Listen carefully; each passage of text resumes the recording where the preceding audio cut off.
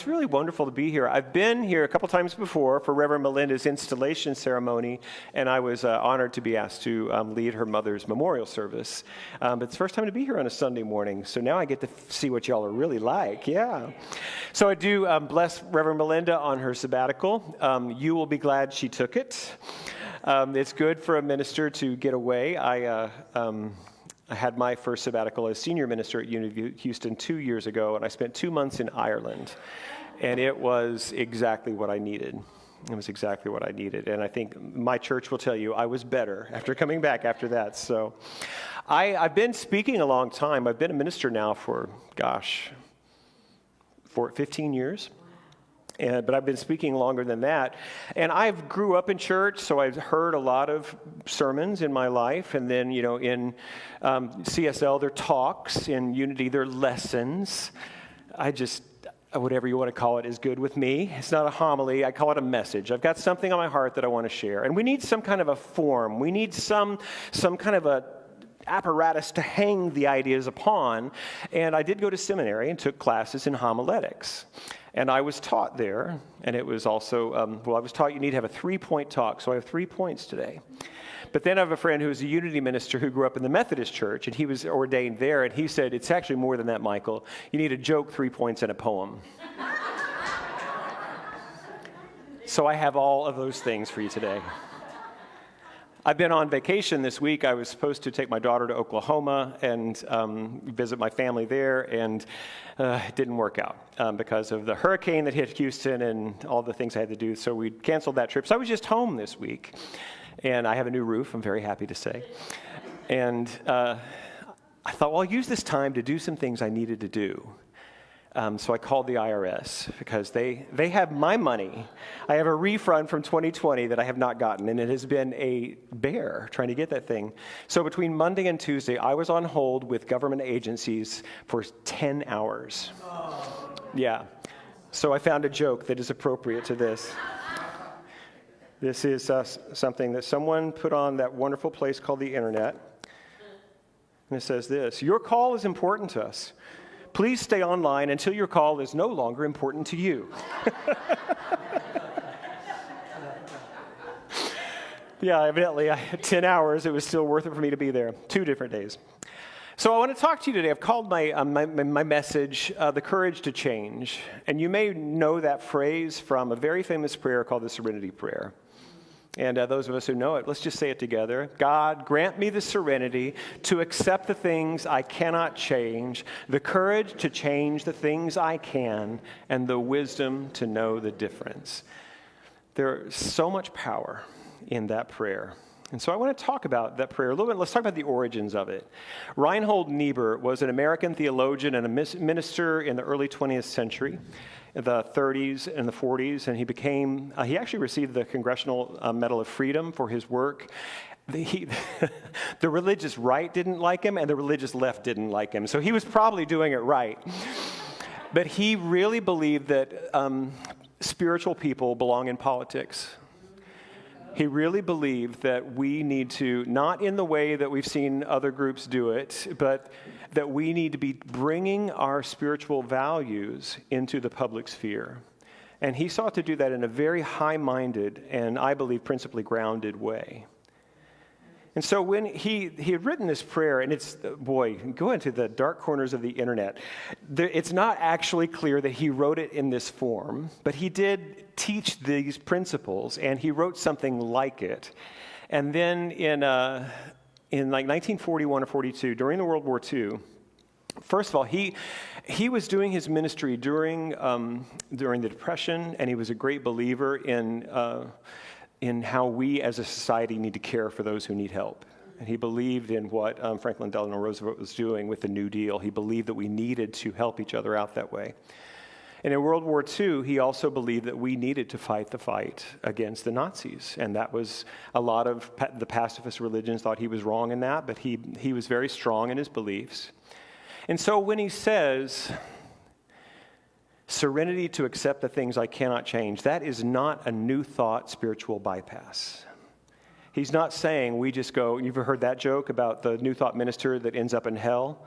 And then he said, It's not hot and I'm not here. It's not hot and I'm not here. It's not hot and I'm not here. We have a tendency in our movement to just speak positively and ignore the negative conditions that are actually here. But that's not our teaching. That's a false demonstration of our teaching. What we actually teach is what Ernest Holmes said, is we stand in hell and we declare heaven. That the conditions will change, but the principles upon which we stand are eternal. And so I may indeed be experiencing difficult things, but I'm going to stand in my faith that God is here. The spiritual power is here. The spiritual possibility is here. And the conditions can transform through the power of my mind. That's what we teach. And this is a grown-up, mature, robust faith. This is not a little simply, it's all good. You know what I'm saying? So Reinhold Niebuhr had the same thing. And so when he says to accept the things I cannot change, he knew that there were conditions in this world that are beyond the capacity of any one human to address. And we have to find a way to be in the world, remain in our spiritual grounding, and recognize this is here. And what a powerful prayer. Grant me serenity to accept this thing I cannot change. Think about the thing in your own life you can't accept or change. Right there is pain. I can't accept it and I can't change it. I'm in pain. So I think I'm all out of order with my points. My first point is about wisdom, actually. So we live in a complex and difficult world, and we're eternally unlimited, potentially powerful beings, but we're also deeply flawed human beings. Have you noticed this? It's a complex system in which we inhabit, in which we get to grow and discover. A friend of mine, Allie Benjamin, she says, being incarnate as a human is just God taking itself on a joyride as you. That God is discovering what it's like to live from a human perspective as you. But it's complex. And so we need wisdom to know, what can I change? Where can I apply my spiritual birthright for transformation and healing? Where can I apply that? And where do I need to practice acceptance, letting go, letting God? And this is the wisdom. In my recovery world, I was taught early that it's actually pretty simple, this wisdom. Place your hand up to your face. Everything on this side of your hand you can change. Everything on this side you cannot. It's a little simplistic, but that's kind of the point of this, is that the work that we do in change and transformation happens where? Within ourselves. And then, if there is work for us to do in transforming our culture, to transforming the laws, which are just agreements we make about how we're going to live together. Politics is just policy. It's the ways that we agree that we're going to live together, and we have to live together. There are 330 million of us, I think, in this country. We make agreements. So if we're going to affect change there, why don't we do the change here first? Let me refer to my notes and see what reading I want to do here. Yeah, but it's complex and it's overwhelming. Have you noticed how overwhelming these times are that we're in? The uncertainty of it. The pandemic was just part of it. But the political unrest and division that we're facing, there's so much out here that when it feels like it's more than I can even talk about really, or even attempt to address in my own understanding of it, much less fix it. There's a great Janice Stanfield lyric. I'm going to sing one of her songs later. But she says, I cannot do all that the world needs, but the world needs all that I can do. And so when I'm talking about wisdom from the Serenity Prayer today, what I would love for us to hold is that we can be wise enough to know where to apply our energy for transformation and healing so that we can be a part of the healing of humanity. Now let's talk about serenity. Yeah. Is anybody going to get mad at me if I read the Bible on an iPad? That was not an affirming yes, but I'm going to go with it anyway. This comes from the book of Proverbs. My son, do not forget my teaching, but keep my commands in your heart, for they will prolong your life many years and bring you peace and prosperity. Let love and faithfulness never leave you. Bind them around your neck. Write them on the tablet of your heart. Then you will win favor and a good name in the sight of God and man. Trust in the Lord with all your heart. Lean not on your own understanding. In all your ways submit to God, and God will make your path straight. Michael Beckwith from Agape, he coined this phrase, ancient wisdom, new thought. The spiritual principles that the writers of this ancient Hebrew text are the same spiritual principles we work with today. We're using them in a way that makes sense for us in our modern minds. But this simple teaching, trust in God, and if you don't like to think of God as a man in the sky, I don't either. And I heard a minister said, tell me about this God you don't believe in, because chances are I don't believe in him either. We're talking about good orderly design is one, what do you call that acronym for God? But we're talking about the biggest word that I know. It's just, somebody said that it's the mystery that we throw a blanket called the word God over it so we can point to it and talk about it. But we're never going to fully understand it. God is infinite. We cannot put it in a box. And some people don't even like using the word, but I don't have a better one. I mean, I can have different ones, but I don't know that they're better. There is no word that can fully encompass the spiritual reality that is the great reality. And so when we say, lean not on your own understanding, but trust in God. Trust in the great reality of love, of power, of peace, of beauty. Trust in that, and your way will be made for you. Your path will be made straight. And I apologize to my LGBT brothers and sisters that we mean, going forward gaily. That's what we're talking about. Going forward in the right way, a way that brings serenity.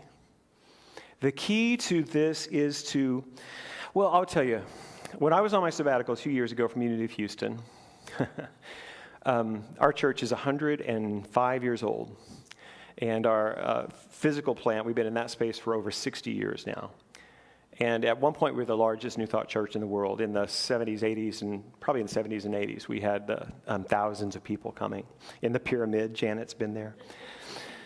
And in 2004, way before I got there, they built a brand new sanctuary. It seats 1,200, gorgeous modern architecture. It's beautiful, very impressive. And when I became senior minister, I love I love our space, but we have a lot of old buildings, and we have 54 HVAC units on our campus. So, I don't know if you remember the summer 2 years ago in 2022, but it was a hot one, like one of the record breakers. 7 of the 10 industrial air conditioning units on our new sanctuary went out. And I went out of town to Ireland. So my board and my staff, they worked like the dickens, and I came back, and they called me once. My board president called me once and said, we want you to take the sabbatical, but here's our plan, and we need you to say, yes, we're going to do this. And it's going to cost $500,000. So it's going to take almost, not all, but a large portion of our prudent reserves. And so I came back from that trip, and we went to fundraising. And somehow, through the generosity of our membership and just the grace of God, we ended up that year in the black by $9,000 with a $500,000 unbudgeted expense. Beth was there, you remember. Yeah, it was crazy. So let me tell you, though, I went into that sabbatical a little burned out. I came back and was really burned out. The fundraising and the stress of that. And I'm an Enneagram 3. Do we have any other Enneagram people here? So what are you, Janet? Do you remember your number? A 2? Okay, that makes sense. I have a 2 wing. We like to achieve and succeed. That's what 3s do. So my ego was so run through the ringer. I had visions of me being the minister at this big church, and it was going to be just glorious and joy and free and lots of money and lots of people all the time, and that's not what was happening. What was happening was the same thing that's happening in spiritual communities everywhere. People are leaving, or they're not coming as often, and now the money is hard, and I had to go and ask people for money, and I was just depleted. And it reminded me of hitting bottom with alcoholism many years earlier. And what I discovered there was the same thing. Let go. Let go. let God.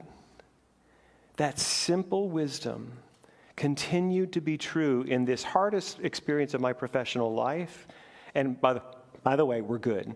The church is doing fine. I'm doing fine because I leaned not on my own understanding. I turned over my desires, my need to have it look any certain way, and I just said, God, if I'm meant to be here to lead these people, show me, and I trust you, infinite Spirit, to make this work. And it doesn't look the way I planned, but it's beautiful. It's working beautifully. We have some people who've been in the church for a long, long time who are grieving when we had thousands of people coming instead of now we still have hundreds of people coming every week. But there are new people who've been coming in the last 5 or 6 years. This is the greatest thing they've ever experienced in their life. They have no grief over what it used to be. They are lit up and on fire.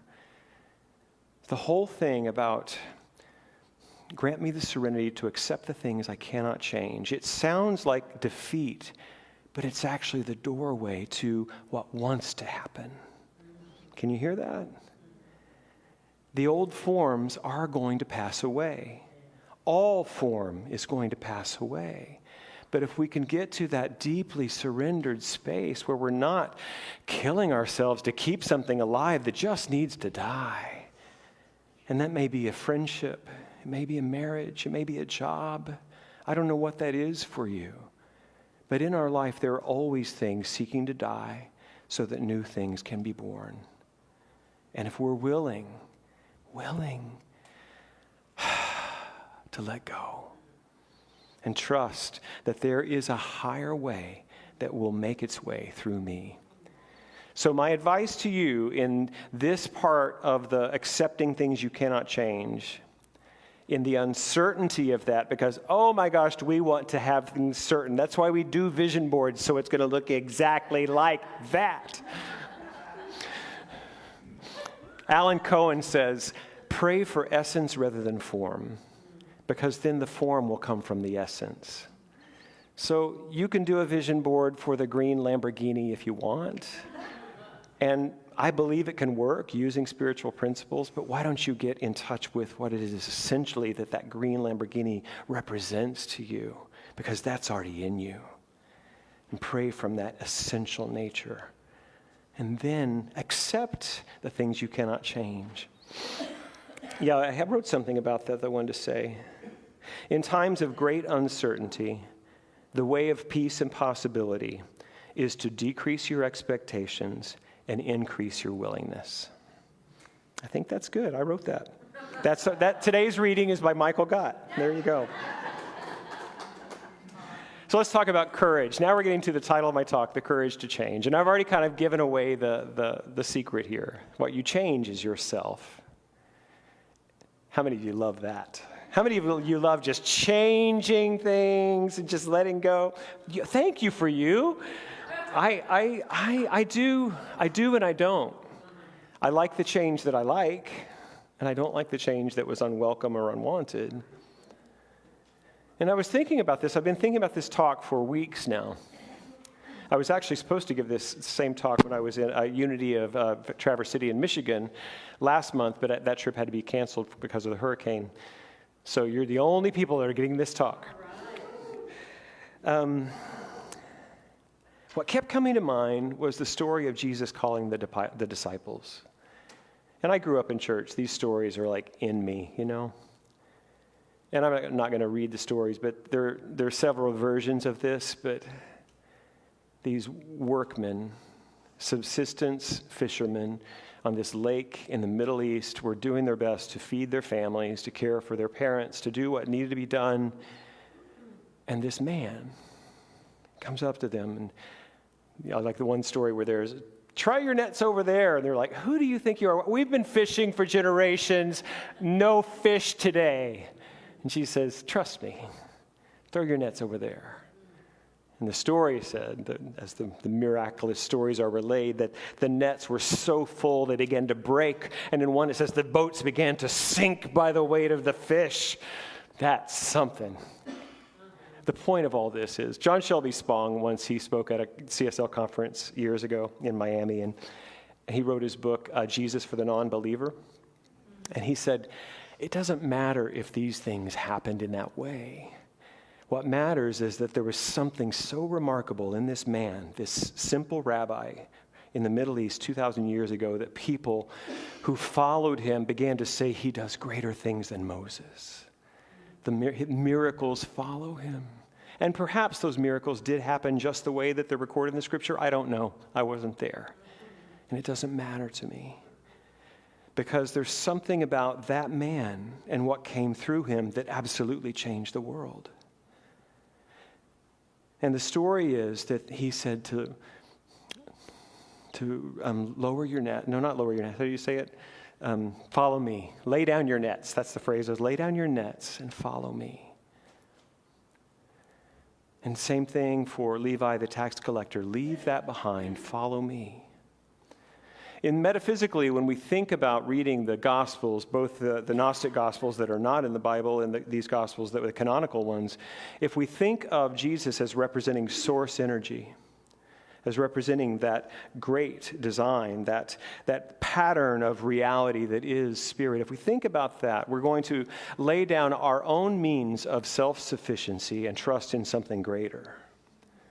And Jesus was really clear on this. He said, why are you worrying about what you're going to wear, ladies, gentlemen? Why are we worrying about what we're going to wear? Why are we worrying about where tomorrow our needs are going to be met? Look at the lilies in the field. Look at the birds in the air. They don't worry. And yet, Spirit provides for them. What Jesus was pointing us to is that when we begin to release our dependence upon the world of form and condition and begin to find our dependence upon the great kingdom of heaven within us, then we are transformed. But most of us are not too keen on this because we've gotten our game down, particularly once we get past 50 or so. We know the way the world works. We know what we like. We're going to do this. I saw this morning on Instagram. This woman, it's called, toxic traits now. That's one of the things they share on social media. This woman said, my toxic trait is this. Nobody gets to clean anything because they'll never clean it the way I clean it. And still I feel victimized that nobody ever helped me clean. I saw somebody nudge their partner on that one. Do you get what I'm saying? That we get in these patterns. The pattern isn't necessarily working for us, but it's what we do. We're stuck in our ways. We're stuck in our ways of thinking about the world. We're stuck in our ways of thinking about what we can do, what we can't do, what we should do, what we shouldn't do. And what Jesus, calling those simple men forward, was saying, leave that behind and follow me into this path of freedom and connection with God. And what happened then with those simple fishermen is that the world was transformed. Do we need a world transformation today? We do. And I believe that we're in the midst of one. Bell Hooks, the feminist writer, she says, we shouldn't actually even speak of patriarchy unless we call it what it is, which is colonialist, white supremacist, capitalist patriarchy. And that's the atmosphere in which we've been living for thousands of years. We've been raping the earth's resources to make things we don't need. It's time for something new. A new set of agreements, a new way of understanding our relationship to the earth and to each other. And so what we're seeing, I believe, is the breakdown of some of the old systems. And we're not going to live to see the completion of this turn, not in these bodies. But can we assist? Can we midwife something new and better coming into the world? And can we be a part of that change? So here's my practice that I picked up, borrowed it from Liz Gilbert in her new book, Big Magic. Her new definition of magic is what wants to happen next. It's an intuitive practice to just ask that question, what wants to happen? What wants to happen next? So my practice at the end of my meditation in the morning is, what wants to happen today? I just listen. How can I be a part of this miracle of transformation in my world, in my church, in my friends, and my family, and in the world today. And you don't have to have it all figured out. You don't have to be perfect. This is from Mary Oliver. Here's the poem you've been waiting for. You do not have to be good. You do not have to walk on your knees for hundreds of miles through the desert repenting. You only have to let the soft animal of your body love what it loves. Tell me about your despair, yours, and I will tell you mine. And meanwhile, the world goes on. Meanwhile, the sun and the clear pebbles of the rain are moving across the landscapes, over the prairies and the deep trees, over the mountains and the rivers. Meanwhile, the wild geese, high in the clean blue air, are heading home again. Whoever you are, no matter how lonely, the world offers itself to your imagination, calls to you like the wild geese, harsh and exciting, over and over, announcing your place in the family of things.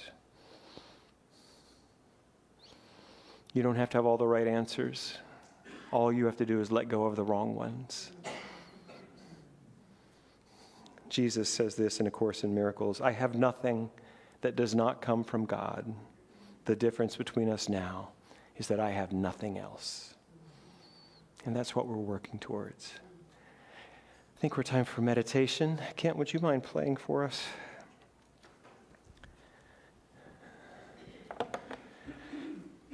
So let's end together as we did at the beginning by saying this beautiful prayer together, the Serenity Prayer. Ready?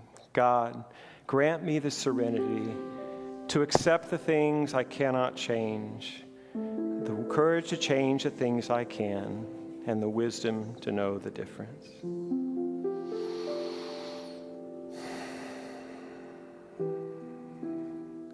So let us open our hearts to this deep wisdom,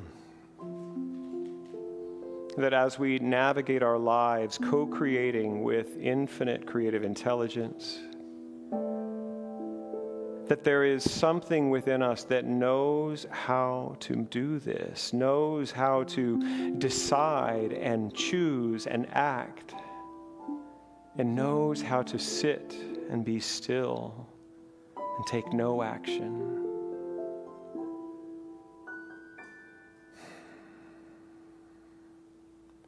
And so in our willingness to change and our willingness to effect change, we open that intuitive side of our nature. What is mine to do here? What wants to happen today through me? So I invite us all for just a moment to sit together quietly and simply ask that question inwardly. What wants to happen today through me? And we sit and we listen. What wants to happen today through me?